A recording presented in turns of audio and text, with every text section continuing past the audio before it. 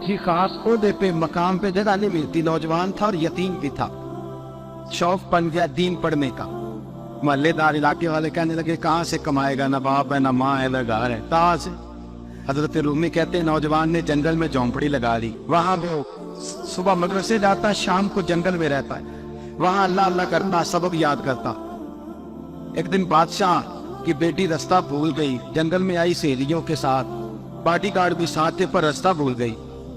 खोती खोती शाम हो गई, ऐसी खोई कि जब रात गहरी हो गई तो आके उस नौजवान के पास रुकी और चिल्लाने लगी।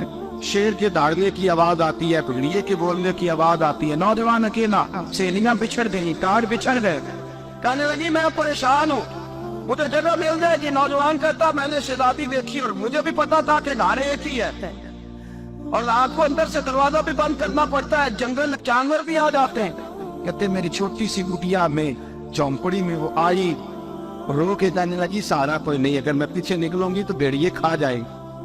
कहते मैंने उसे जगह दे दी। अकेली औरत, चिराग जल रहा है, सबक याद कर रहा हूँ। मेरे नबी पाक ने फरमाया जहाँ मर्द औरत अकेले हो तीसरा शैतान होता है। और शहजादी, वो बच्चा कहता है सबक याद करता रहा सारी रात।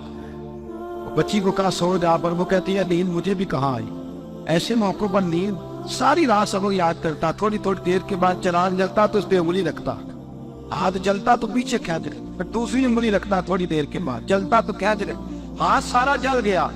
सुबह किरणें चमकी तो कहने लगा चल निकल जा, दौड़ जा, बस बड़ा सबर का इम्तिहान हो गया, चली जा।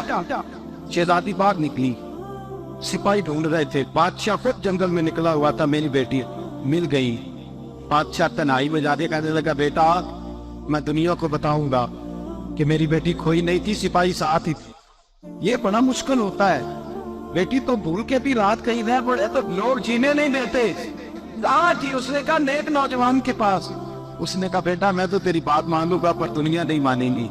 अगर उस नौजवान ने किसी को बता दिया कि तू उसके पास थी तो फिर लोग मेरा जीना मुहाल कर देंगे।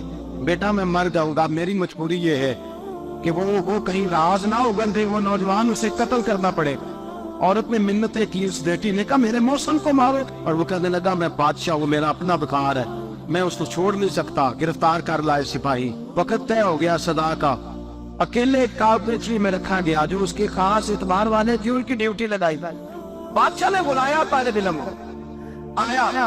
औरत कहने लगी, बेटी कहने लगी एक दफा तो बुलाओ ना, इन सवाल पास पढ़ते हुए जाके पूछना है और फिर जो आपका जी चाहे मेरे मौसम को मारना तो है, तो मर्जी आपकी। सामने खड़ा किया नौजवान, पर्दे के पीछे औरत खड़ी हो गई।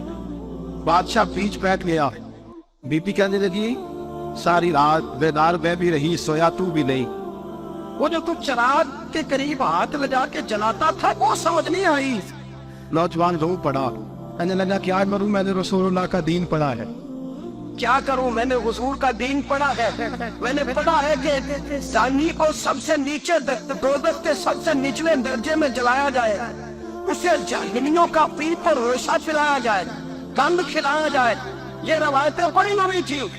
थोड़ी थोड़ी देर के बाद शैतान मुझे कहता था बदकारी कर ले। मैं अपना हाथ उसी वक्त जब शैतान मशवरा देता तो मैं हाथ पे करता। मैं कहता अगर ये बर्दाश्त हो गई तो वो भी हो जाए। जब हाथ जलता तो मैं समझ जाता नहीं तुझसे तो ये नहीं बर्दाश्त होती तो वो कैसे हो।